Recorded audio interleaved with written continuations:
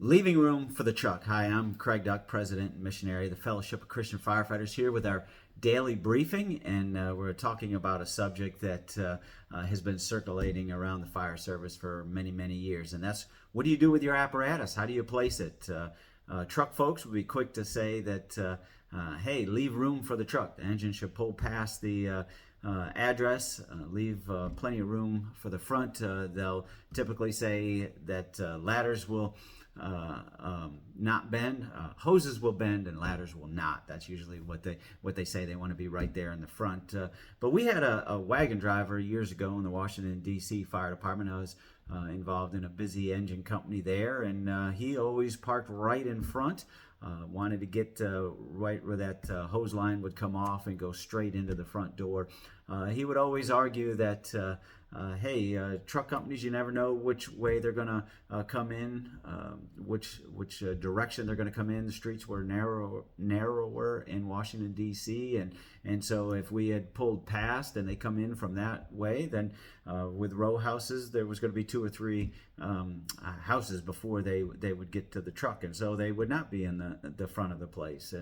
And so he would also be quick to tell you that if trucks wanted the best position, they would put the turntable at the corner of a building, which would then give it two sides of the building, and not just one. And so that would be better for rescues and what have you. And so, hey, ladders are portable. You could take them off the truck and put them wherever you want. And so there was that debate that always went on. And so he would not leave room for the truck. But again, others would say, hey, leave room for the truck. But what about our faith? How much room do we leave for God? Have you ever thought about that? Psalm 86:15 says, "But you, O Lord, are a God merciful and gracious, slow to anger and abounding in steadfast love and faithfulness." And so here David, the psalmist, was recounting that his enemies were pressing in hard, that they were trying to kill him, and he would always turn to God for help in distress, in times of need. You know, in the fire service, we're seeing more and more junk, right? We have stress, right? We're going to more calls. We're seeing stressful things, more awful things. We are being asked to do more with less, and so that can cause stress. And we're seeing firefighters, suicide rate is increasing.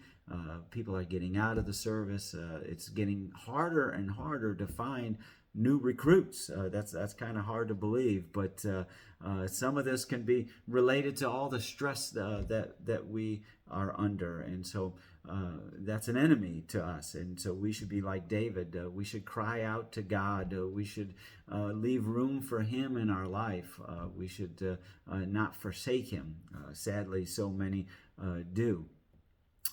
The psalmist knew that God is merciful and gracious, that He is slow to anger, and His steadfast love is abounding, and He is faithful. And so we need to leave room for God in our life with that. We should make time to read and study our Bibles. We should make time to make sure that we are in a local Bible-believing church and we are fellowshipping with other believers. It is mission critical today. We should leave room for God in our lives each and every day. Hey, why don't you go ahead and do this little thing? You can add up all the time you spend on social media, surfing the web, being on all these platforms, and all the time that you spend there, and just give God one more minute than that. Surely we can do something like that. Our prayer today is, Lord, forgive me for trying to solve all my problems on my own terms.